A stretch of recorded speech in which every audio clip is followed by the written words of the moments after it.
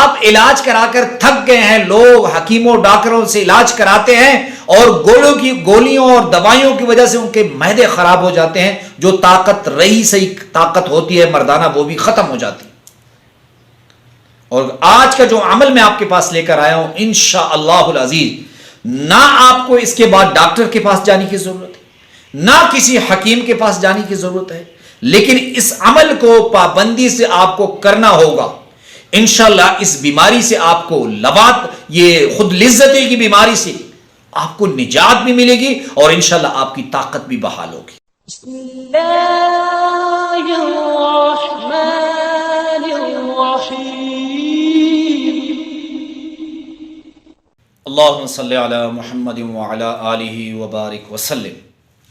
لاکھوں کروڑوں درود و سلام امام الانبیاء شافع محشر محمد مصطفیٰ احمد مجتبیٰ صلی اللہ علیہ وسلم اور ان کی آل طیبین طاہرین پر۔ تو میرے بھائیوں اور میری بہنوں، سوشل میڈیا کے آنے کے بعد، انٹرنیٹ کے آنے کے بعد اس کے کچھ فوائد بھی ہیں، لیکن ان کے نقصانات بہت زیادہ ہیں۔ میری نئی نسل کے نوجوان جو سوشل میڈیا پہ فحش چیز دیکھنے کے بعد گناہ کی طرف مائل ہوتے ہیں، اور گناہ کی طرف مائل ہونے کے بعد وہ اپنی زندگی برباد کر بیٹھتے ہیں۔ وہ شادی کے بعد اپنی اہلیہ سے، حلال بیوی سے ازواجی تعلق نبھانے کے قابل بھی نہیں رہتے۔ اور بعض لوگ تو ایسے بھی ہیں کہ جو شادی ہونے کے بعد بھی اس گناہ میں مبتلا ہیں۔ آج سے 10 سال 12 سال پہلے کا واقعہ ہے، ایک نوجوان میرے پاس آیا اور وہ اتنا خوبصورت نوجوان، وہ آیا اور کہنے لگا کہ مولانا صاحب میں نے شادی منگنی محبت کی ہے، اور محبت بھی ایسے کہ میں نے اپنے کزن سے جھگڑ کر اس لڑکی سے شادی کی ہے۔ میرے کزن بھی شادی کرنا چاہتے تھے، میں بھی، تو بڑے جھگڑے کرنے کے بعد میں نے وہ شادی کی ہے۔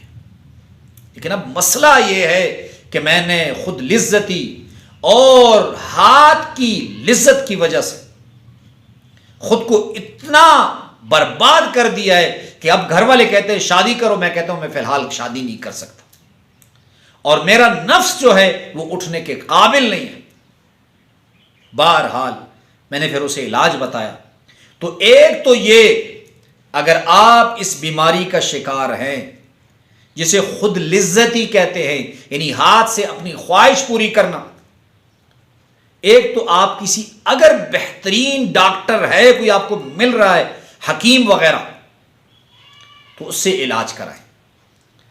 اور اگر آپ علاج کرا کر تھک گئے ہیں، لوگ حکیموں ڈاکٹروں سے علاج کراتے ہیں اور گولیوں اور دوائیوں کی وجہ سے ان کے معدے خراب ہو جاتے ہیں، جو طاقت رہی صحیح طاقت ہوتی ہے مردانہ وہ بھی ختم ہو جاتی ہے۔ اور آج کا جو عمل میں آپ کے پاس لے کر آیا ہوں انشاءاللہ العزیز، نہ آپ کو اس کے بعد ڈاکٹر کے پاس جانے کی ضرورت ہے، نہ کسی حکیم کے پاس جانے کی ضرورت ہے، لیکن اس عمل کو پابندی سے آپ کو کرنا ہوگا۔ انشاءاللہ اس بیماری سے آپ کو یہ خود لذتی کی بیماری سے آپ کو نجات بھی ملے گی اور انشاءاللہ آپ کی طاقت بھی بحال ہوگی۔ اب یاد رکھیں میرے نوجوان، توجہ سے سنیں۔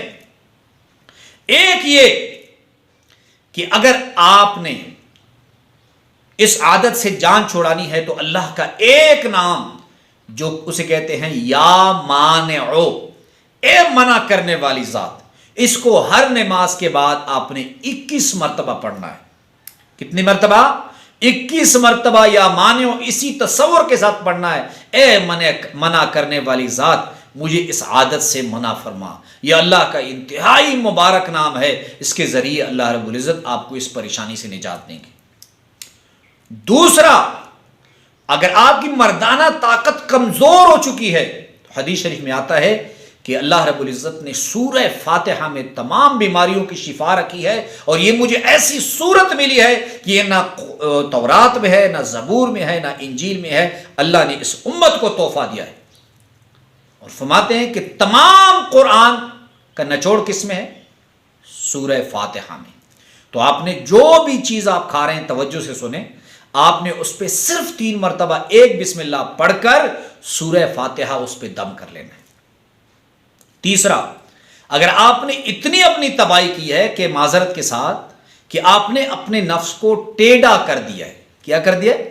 ٹیڑھا کر دیا ہے، تو آپ زیتون سے اس کی مالش کریں ہلکی سے، اور یہ میرا ورا عمل بھی جاری رکھے اور زیتون سے اس کی مالش کریں تاکہ اس کا ٹیڑھا پن جو ہے وہ ختم ہو۔ یہ ازمودہ اور مجرب ہے، میں نے کئی نوجوانوں کو بتایا ہے، اللہ رب العزت نے ان کا ٹیڑھا پن جو نفس کا انہوں نے خود لذتی سے خود کو تباہ کیا تھا، اللہ رب العزت نے ان کی جو ٹیڑھا پن تھا اس کا بھی علاج کیا، اور یہ جو عمل بتایا ہے میں نے، اللہ رب العزت اس عمل سے آپ کو فائدہ بھی بہت دیں گے، مردانہ طاقت ختم ہوئی وہ بھی بحال کریں گے، اور اس ناکارہ اور خراب عادت سے جو نوجوان اس کا شکار بنے ہیں، اللہ رب العزت اس سے بھی ان کو نجات دیں گے۔